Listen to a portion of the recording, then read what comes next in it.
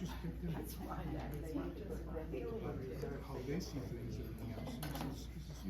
He's a person. The conversation could go. Okay, I think we're right at 6 o'clock and we want to start on time because we have a really exciting program tonight. And I just thank you all for being here. It's so great to see so many of you. I know it's a cold night, cold for us anyway. Just think about the people where it's 14 degrees below, you know. But it's so good to see you. And in between, we had our blizzard of after it was a 100-year event, because that's the last time they recorded really any significant snowfall. So that was really exciting, and we kind of enjoyed it, you know, because everybody was just, you know, at home, and we don't have kids, but our dogs were romping out, and so they were enjoying it. So, okay, well, I'm going to open this up. My name is Barbara Udit. I'm the president of the Gulf Breeze Area Historical Society, and I'm going to start us out with a prayer. Dear Heavenly Father, we thank you so much for bringing everyone here safely tonight, and be with those that are still on their way or trying to find a parking place. And we also want to lift up those who couldn't be here tonight. There's illness, somebody had a death in the family, you know, there's all sorts of things going on. And so we just, we praise you for just seeing us through the good times and the bad, and being with us in the valleys. So just be with every single person that is associated with the Historic Society.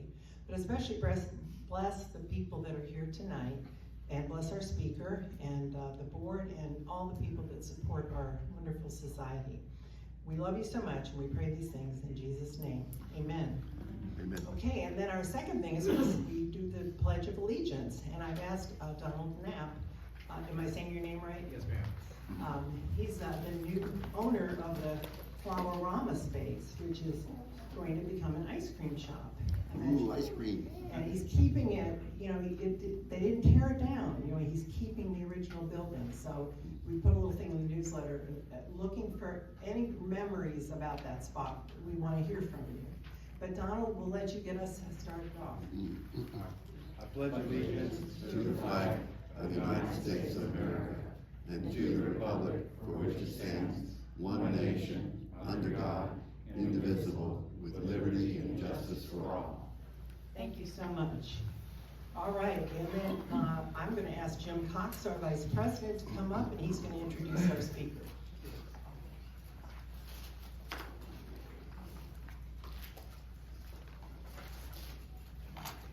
I'm delighted to announce a Gulf Breeze High School graduate as our speaker this evening, okay? This is Dr. Michael Brant DeMaria, okay? And I guess versatile is the word I would use to describe it, okay? You know, he's a Grammy-nominated musician, an award-winning filmmaker, okay, author, and speaker. His title of his talk is Gulf Breezes That Heal, okay? And I'm really looking forward to this.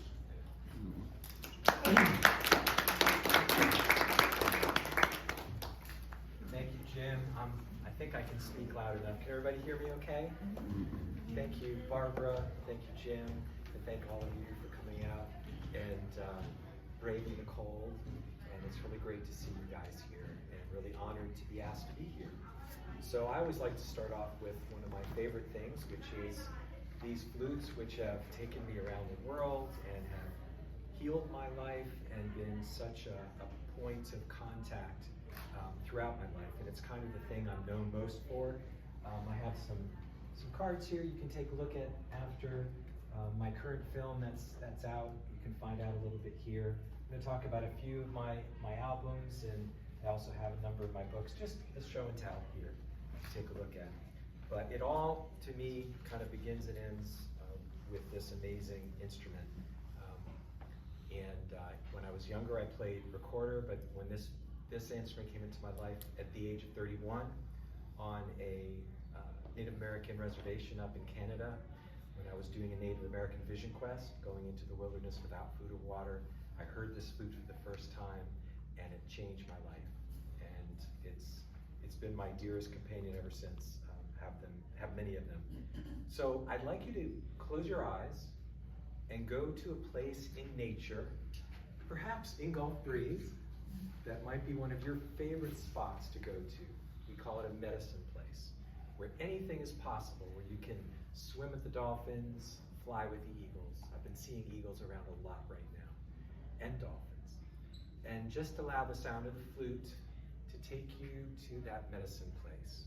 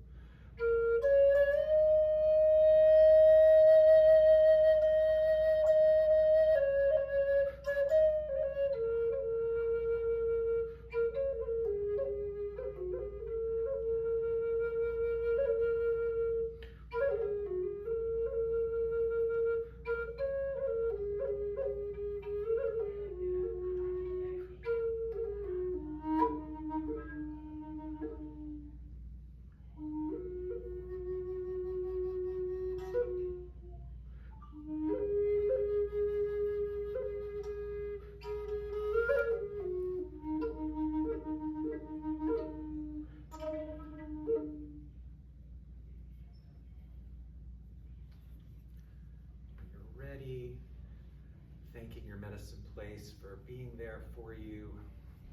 There's a native saying that none of us would get to adulthood without that medicine place sometimes we dream about, and it is a place where our soul rejuvenates and is most at home on the planet. Slowly opening your eyes, just noticing how differently you feel than when you walked in. Feel a little more present, a little more relaxed. Isn't that an amazing sound? No matter how bad my day has been, I pick up one of these, and one note, I'm back in my zen. So, the healing Gulf breezes, the healing breezes of the breeze. So for those who don't know, I moved here when I was 15. So I actually was born and raised in Connecticut. I know a Yankee.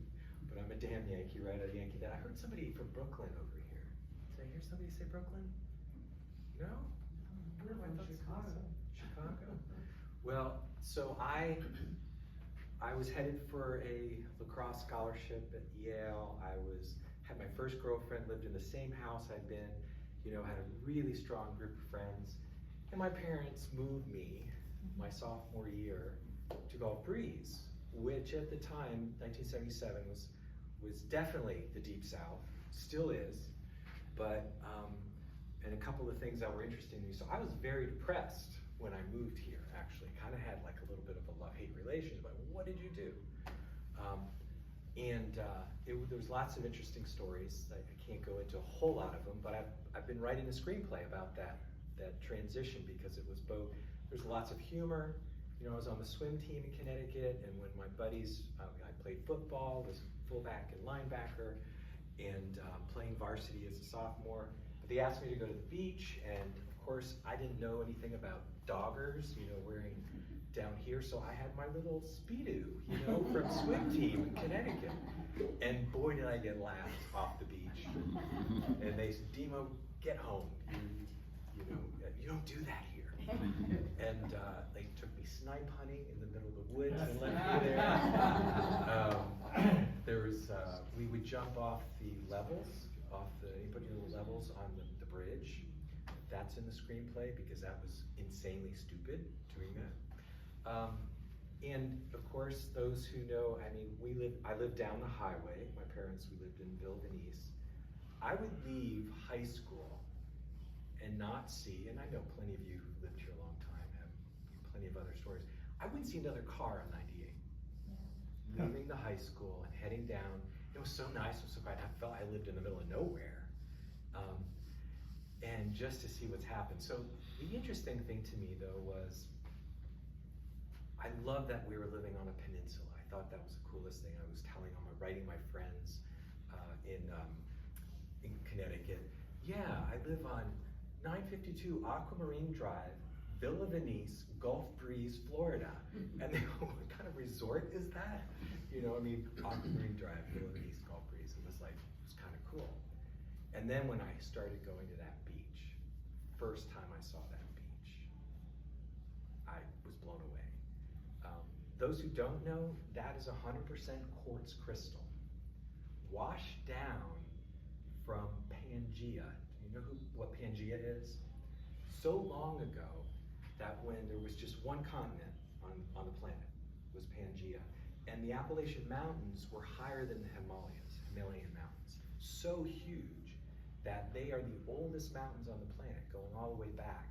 And they're so old, sometimes they call them the Crystal Mountains, because so much compression, there's pure quartz crystal at the very base of the Appalachians.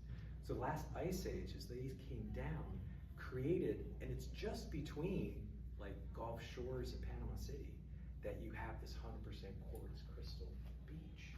So just when I would walk on it, still now when I walk on it, it's like a healing crystal. And then that aquamarine water.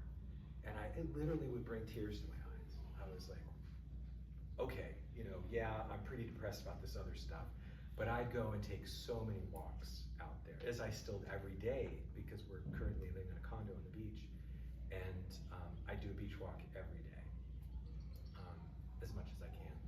So that started to heal me, and it started to really give me a chance. Just made a few notes because I want to make sure I keep on time here. Oh, and those who know Cherry Fitch, so she was my guidance counselor. She had just gotten to Gulf Breeze, and she was supposed to interview new students who had transferred in who were having a difficult time. So we bonded like this, and we're still like the best of friends. And she was one of the highlights for that time.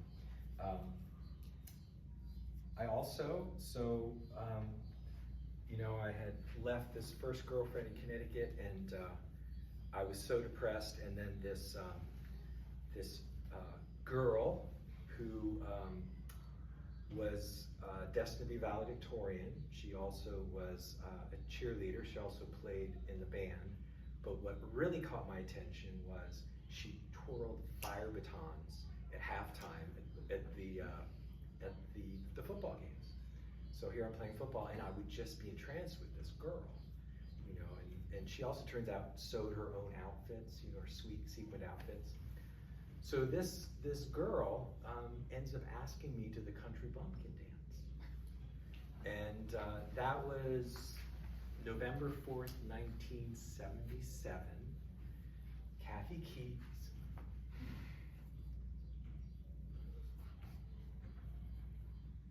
who's my wife of 43 years this year. And this November will be 48 years together. And she made being in Gulf Breeze wonderful. And basically the screenplay is really revolves around our relationship. And because she was kind of, you know, she was kind of like untouchable in a lot of ways, so that she took an interest in me and helped me through a very tough time. So we both ended up graduating from UWF and going off to grad school in Pennsylvania. She got her law degree, I got my doctorate in psychology, and then we came back down here. At that point, I was a young psychologist, and I had quite a few surgeries as a kid, and so I was really drawn to working with kids who had trauma. So I became the child protection team psychologist for Escambia and Santa Rosa County for about 10 years. I saw over 2,000 cases of child abuse and neglect, and I testified in over 100 cases of child abuse and neglect, and was part of the Governor's State Legislative Task Force for 2 years on child abuse and neglect. So that was wonderful in many ways, but there were just horribly traumatic cases, you know, rapes and murders of kids, and I started having nightmares. There was one particular case that was very tough, which I had kind of a burnout and a bit of an emotional breakdown over that. And it's what led for me to do this vision quest in 1993. led to, I tell a lot about that in my book, Ever Flowing On. And it changed my life and allowed me to really start doing some self-care. That's just like, you know, on the airlines where they say before you put your oxygen on your child, put it on you first. Because I was kind of like working so much trying to help everyone else, I wasn't taking care of me. So that led to a whole period of time when I started. Music was my first love, you know, but I played piano and drums and synthesizers in college and keyboards, but I never played an instrument with my breath until this instrument in 1993. And it was really, really wonderful, and it was funny because when this book came out, 2001, people would say, you know, your book's interesting, I enjoyed your talk, it was okay, but do you have an album with just your music? No talking, none of your meditation, just your music. And so that led to me finally releasing the album, The River, which was released here at an event in the rec center, the old rec center here in 2003. And my music did much better than my books and everything else. So that really was a wonderful process for me. And it led to a number of things that I did. So, Hurricane Ivan. Anybody here during Hurricane Ivan? So our house is on Bay Street in down the highway, and we had, you know, all of us got zapped, but we had 15-foot wall of water. There's a few people who died on our street. Our 80% of the homes were gone. Betty Allen, we're next door neighbors to Betty Allen. Nothing but a slap, as so many of the others, and it was so traumatic.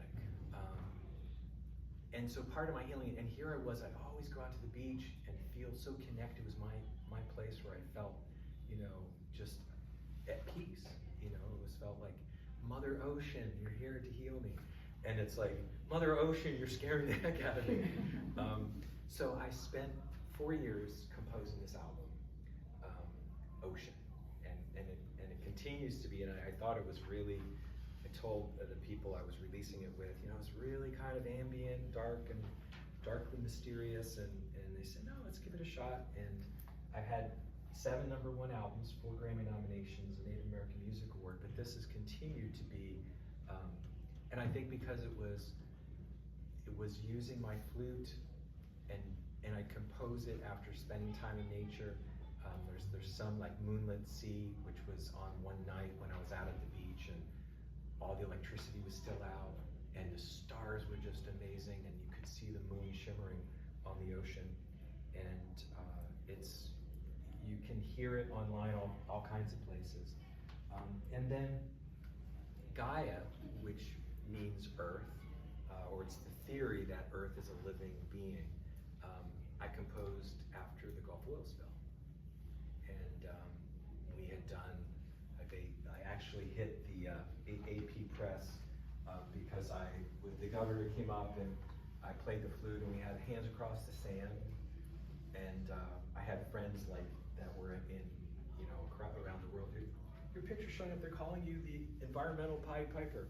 And so I made the decision to do this album, which was in honor of that. And there was a portion of these that went to the Wildlife Rescue in Escambia County. And then a lot of others, but those 2 in particular are connected to this area in such a strong way. And so when I was 18, going off to college, you know, I was really creative as a kid. I just loved, you know, I did sports and stuff too, but I always loved music and I was really interested in film and I did acting and other things. But my dad was an Italian immigrant. He moved here to Brooklyn when he was 17, 18 after the Second World War. And he would always tell, you know, he came here selling rags in the streets of Brooklyn, you know, and I said, Dad, I think I wanna go to LA and study music and film. And he's like hell. the son of an immigrant, you know, and your mother grew up in foster homes, you're gonna be a doctor. And I was like, yeah, I don't really like blood that much. So I spent like, but I was a dutiful, you know, as a middle child, and he says, your brothers are hopeless, there's no chance for them being doctors, you're my only chance. I didn't know at the time he had tried to get into medical school 3 times and he didn't. He was a brilliant PhD chemical engineer, but his dream was being a doctor, so it was a kind of a tough time, but I thought, well, and I'm glad that there was some of that disagreement, but I said, what kind of doctor can I be, and explore music and things like that, and I found out about music therapy, and so I said, how about a psychologist? He said, well, if you get your PhD, I guess it's okay, but it's not a real doctor. So he was tough. So I say all that because when my music started doing so well, I decided to live my childhood dream, and Dad became my parents became such a huge fan of my music and my film and my books, and they were great parents, and he was just, you know, came from a harsh experience, and I appreciate that, teaching me to follow my heart, but take my brain with me and keep my feet on the ground. So in 2019, I went to LA and went to a 3-month filmmaking, like guerrilla filmmaking. We were on set at Universal Studios, Warner Brothers Studios, like 7 days a week, 12 hours a day, to give you a sense like you're really on film. And I learned so much, and I had a blast, and it was kind of like living a bit of my unlived life. So I've done 4 shorts now, and the last one, called The Twilight Cafe, we filmed on Dauphin Island, and it has a lot of the kind of feel and energy of this area. And it's a proof of concept for the feature we want to do, which is giving me experience, so one day I can finish. The film about my move is called The Breeze, and then I have a film about my grandmother and my grandfather that I'm writing as well. But I wanted to show you the trailer for The Twilight Cafe, which has been winning awards, doing really well between South Africa and LA. We have been over 16 festivals. We got Best of Show at the White Mountain Film Festival in Arizona. We won quite a few Best Short Film festivals, and it's just been a really exciting time. We're going to do a Pensacola Gulf Breeze premiere probably a little bit later in the year. It's finishing. The 3rd short is they're dealing with suicide and suicide prevention. So it's even though I'm doing the music and the film, it's still doing it as a healing and teaching. It's still part of who I am as a psychologist and a teacher. And so I wanted to share, it's the trailer, it's just a minute, and then there's a little short film after that we also won quite a few awards, which is a little documentary on how I came to my music and how it's connected. And it's filmed on, most of it's filmed in the Naval Live Oak Refuge, and some of it on the beach, so I thought you'd enjoy seeing that. Yeah. Okay, and leave some time after that for any questions.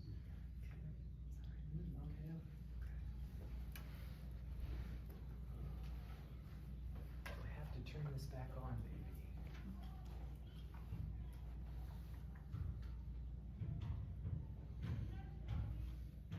Michael, is it okay, like Dave is videoing this whole meeting, is it okay for this to be part of that? Absolutely. Okay.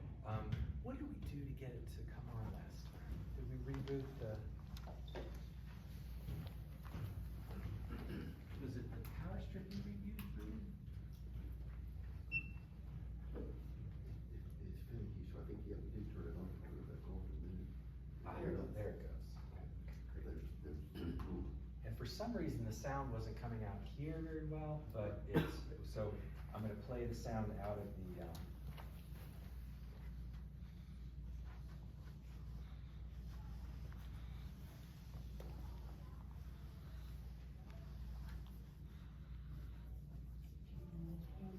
So it's the trailer for the Twilight Cafe, and then the We Are Nature.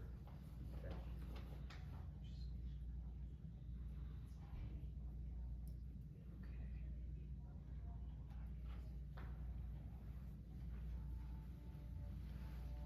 So, what do? Tax attorney. Like it? Nope.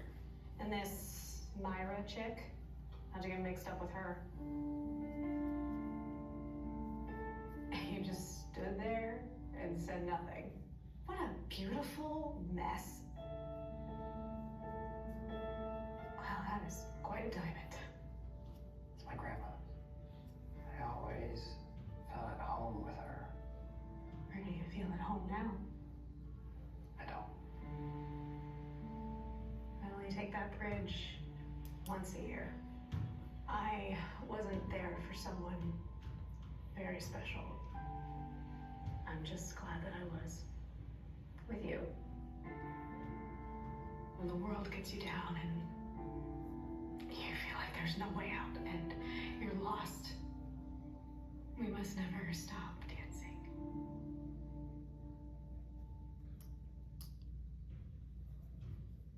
Does it make you want to see it? Yeah.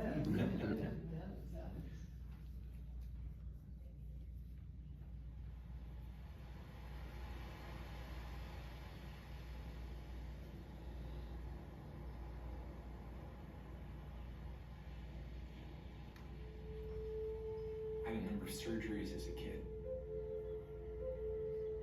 And I had a near-death-like experience leaving my body and going to another world. This place of peace and light and color and just like the most beautiful music you could imagine.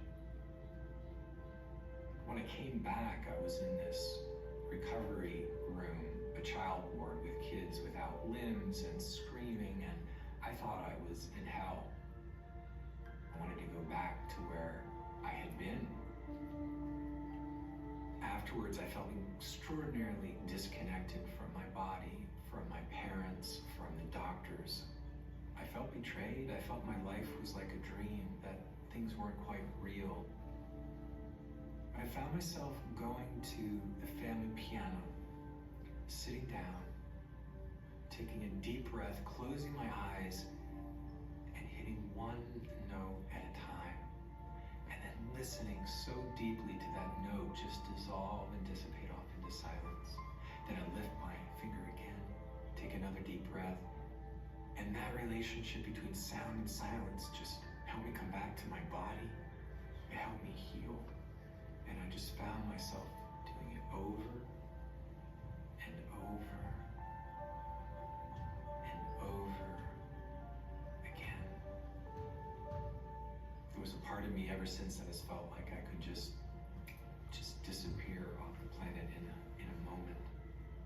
Having spent almost a decade working as a child protection team psychologist, seeing just extraordinary, tragic cases of child abuse, neglect. One particular case really just destroyed me. And I wasn't sure how I could go on, how I could live in the world and make sense of the brutality and senseless tragedies that go on in life. The strange thing in our culture is that somehow we're made to feel that we have a sickness or something wrong with us.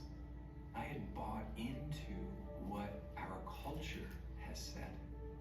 When you're in that place where you feel that your life has lost all meaning, you can feel that there's no way out.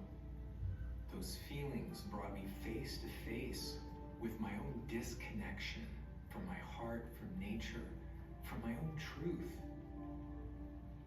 And then through a series of synchronicities that to this day I can't fully explain, I had just an extraordinary life-changing experience.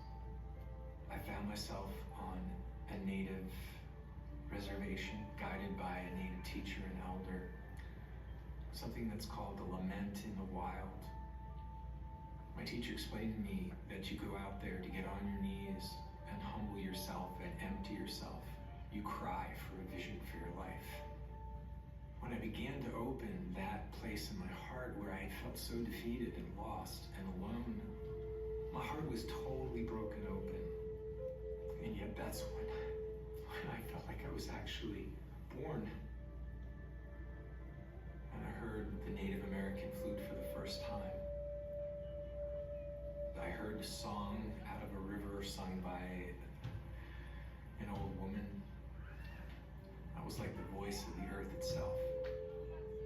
And it brought back my three loves of music, nature, and spirituality, or what I'd say the spirit that moves in all things. The trees and the rocks and the sky and the rivers and the four-leggeds and the fin ones and the feathered ones were brothers and sisters. It wasn't an idea anymore. It wasn't a concept anymore. The biggest lie of the last 8, 9, 10,000 years is somehow that we are different or other than nature, that we somehow have dominion over nature, or that we're better than nature. The natural world is the world we have emerged out of, and therefore we are nature. And the indigenous cultures throughout history knew this and lived from this truth. Life hollows us out. We suffer, and the nicks and pains and difficulties are like these holes in this flute, so we can find our soul song, so Creator, life, the universe can play us. And that's the creative act, because creativity is inherently healing. Each moment is a note in the song of today. And so that's been so much of my mission since then, is to live every moment as a note that you have to play. Whether it's a note of grief, whether it's a note of joy, enjoy every single note. Play it fully and completely, and to be with it, to be in it.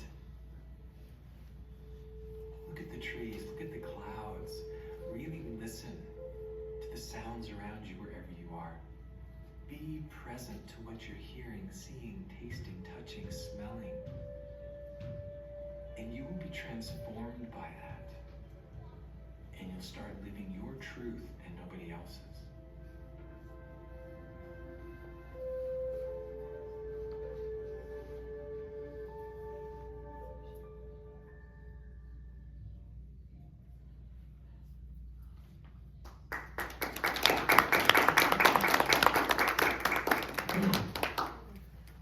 Thank you so much. It's been an honor to get a chance to share a little bit of my journey with you, and I know just have probably a little time for questions, but if there are any questions at all. Yes. The Native American tribe in Canada, Yes. were they displaced from the United States? What tribe was that? Did they come from, escape the United States and went up there to live? Really great question. So it's actually part of the Blackfoot. In the Blackfoot, there are actually 3 reservations. There's the Blackfoot, actual main Blackfoot reservation is in Montana, is in the US. And then there's the Blood Reservation, which was I was on, which is in Alberta. And then the Peigan. So the Peigan, the Blood, and the Blackfoot. If you read about their nation, they're kind of like 3 states within the nation. But yeah, it's right around Glacier National Park, which is just dramatically beautiful area. And my teacher, Kenneth Eagle Speaker, just passed away a few years ago now. But just stunning beauty and just a wonderful. If you're interested, I would love to turn this into a screenplay. But there's an amazing book called The White Blackfoot, and it's about Hugh Monroe, who had first contact with them, and he learned their language, and he ended up marrying the chief's daughter, and he was ended up being called Rising Wolf and a lot of things back in the early 1700s. But it tells a lot about the wonderful, amazing culture of the Blackfoot. So yeah, but great question.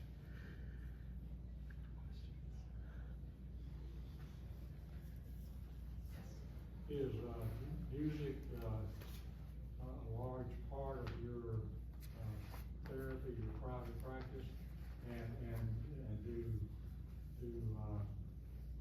you get the patient involved in it somehow? Yeah, great question, great question.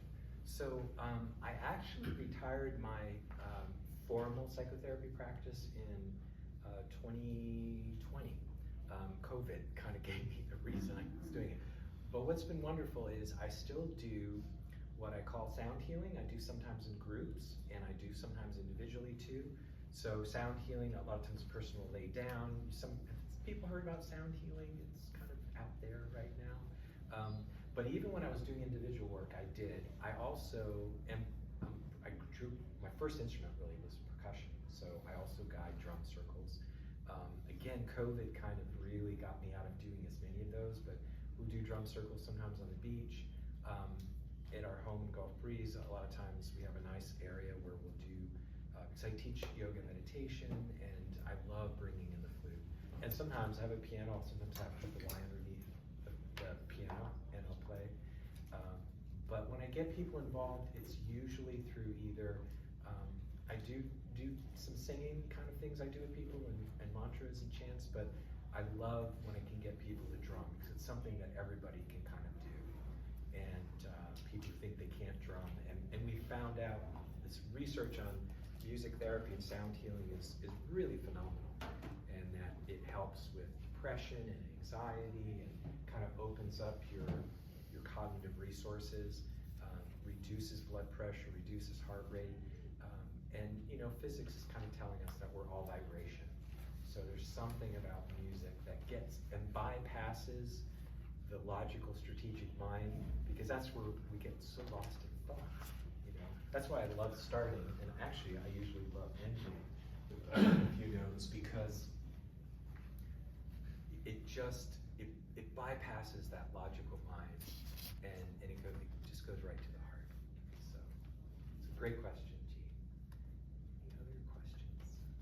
Yeah. I found some of the music and the rhythm a little, I would say, hypnotic in a way. Yeah. Is that, is that just accidental, or is it a purposeful, kind of like a technique? 'Cause I know I've read that in some psychology they can use hypnotism to help people to relax and to find some inner peace or something. There's certainly, I think part of it just comes from, and I hope it doesn't sound too woo-woo, but from my near-death experience, like my music's always, it puts me in a trance. Like I literally, like after I play, I have to kind of kiss the flute, because it's the closest thing to flying for me. I mean, it's almost like my own ego kind of dissolves. And so even my parents, like hearing playing one note at a time, right, that's as a kid, and then I was always, I learned later, I was playing New Age music before there was such a thing as New Age music. And, but now, yes, you can go and find in a book saying, these are the techniques to create more relaxation healing music.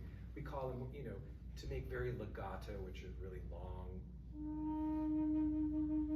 notes, kind of what we call ambient, kind of keeping things a little more repetitive.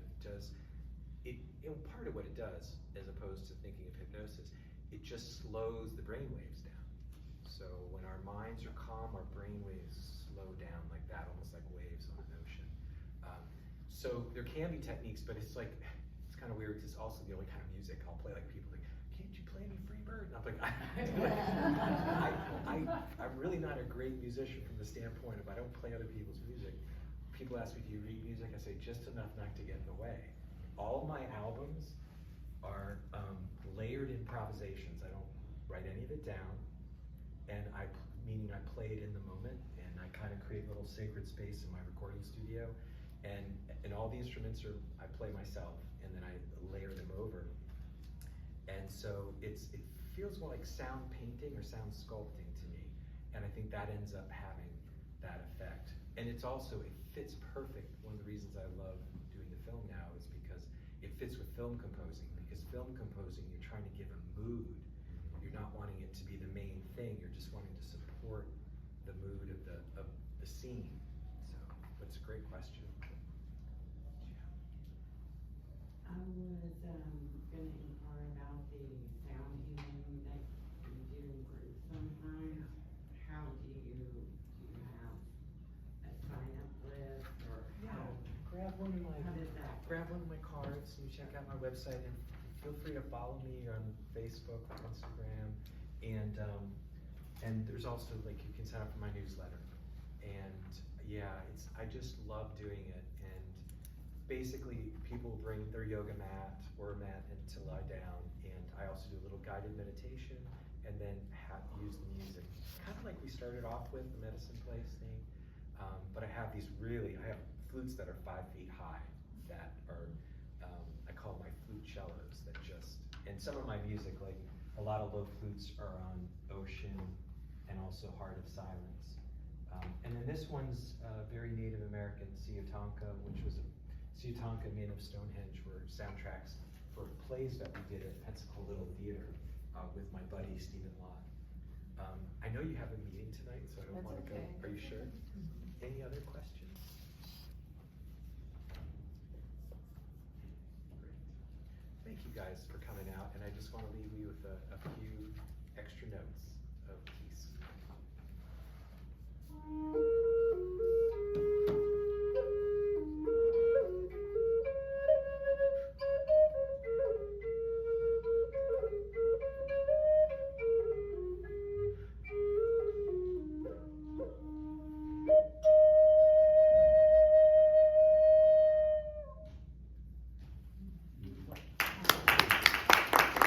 Feel free to find out all the stuff online if you'd like. Thank you so much, Michael. That was, I think this is the most relaxing meeting we've ever had. Yeah. And very interesting, and love your history and all. And of course, we've known Kathleen for so long. Yeah, so, yeah, do you want to tell her? Yeah, well, my parents, the reason I am in the Historic Society is because we moved here, my sister Diane is here with it. And were you a sophomore or a junior? I was 15. I was gonna say, when you Me too. said that, I Tough was age. like, Diane wasn't real happy coming here either. That's a tough But age. she, they had the choice of moving to, my father got transferred here with American Cyanamid, and My dad worked with American Cyanamid. Oh, did he? Yes, that's how we transferred. Oh We my gotta gosh, talk. I didn't know that. That's Well- our cherry picture. oh, okay, well, and they said you could either live in Milton or Gulf Breeze. Same. And Diane looked at the beach and she was like, Daddy, we're living in Gulf Breeze. And so my parents built the house at 300 Shirley Drive. So Dad, and then my father would work for American Cyanamid, but as all the mayors, the mayor is just a part-time job to get $1 a year. I think it's the same that there was when Daddy did it. But my father was on the first council when they incorporated in '61, John Schilf. And then he was the second mayor of Gulf Breeze. So now that's why I'm doing this. And my mother had Guys and Dolls department store. Remember, were yes. you? Yeah. But Mother and Daddy had because Diane lived here, I had gone away for 30 years. But Diane lived here, and Mother and Daddy had 2 rental properties in Gulf Breeze proper at Warwick Street and York Street. Dave and I now live in the York Street house, but the Warwick Street house, Kathleen DeMaria, 425? 35 or 25? I thought it was 425. It might be 25. Yeah, but yeah, I spent a lot of time at that house as a teenager. And Mother just loved Kathleen, and Mother kept up with her. I think she met her when she was little, like 7 or 8. 7 or 8. She was 7 or 8, yeah. But my mother always kept up with her, and then she became an attorney. She did Mother and Daddy's estate. Diane has used her multiple times. I used her with my sister Julie. So, but I never met Michael, but yeah, that was interesting to hear about Kathleen, because she seems so conservative. I wouldn't have thought she was doing fire batons. Yes, Junior Miss. She won Junior Miss, San Jose County Junior Miss Wow. with those fire batons. I used to do baton. I wasn't fire though. But I did baton rolling when I was a little younger. So, well, that was awesome. And we have a thank you gift for you. Oh. I don't know if you look like you eat nothing but healthy food, but these are homemade ginger crinkle cookies So kind. that Mother used to make all the time. I bet Mother gave some of those to Kathleen. Thank you so Wouldn't be much. surprised. So sweet of you. Well, thank you for coming. It was wonderful. And you're welcome to stay, but it is not a I just problem. realized I left my phone. Oh, yeah. So, And if you have to duck up, because you said you're going out of town, I think. yeah, we're leaving to go out of town. Is it gonna bother you if I grab it? No, it isn't, because we'll kind of have a little bit of a break in between, because that's the we always do the program first, and then everybody's welcome to stay for the business part is not very long, but there is a business part to the meeting, and if you can stay, we'd love to have you, but if you can't, it's perfectly okay to leave. We will not be offended. So thank you so much, and let's give them another round of applause. Thank you, Jim.